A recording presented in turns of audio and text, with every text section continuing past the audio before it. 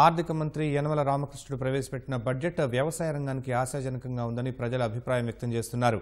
రైతు సంక్షేమానికి ప్రభుత్వం పెద్దపీట వేసిందన్నారు.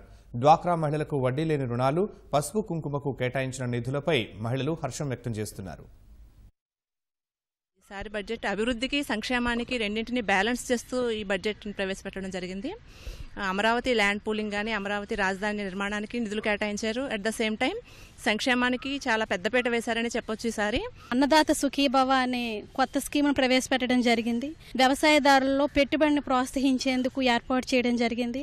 ఆల్రెడీ మన ఆంధ్రప్రదేశ్ ప్రభుత్వం రుణమాఫీ ఒక ఫస్ట్ పేజ్లో చేయడం జరిగింది. సెకండ్ పేజ్ కానీ కొంత అమౌంట్ రిలీజ్ చేశారు. ఈ బడ్జెట్ రైతులకి మంచి ఉపయోగకరంగా ఉందండి.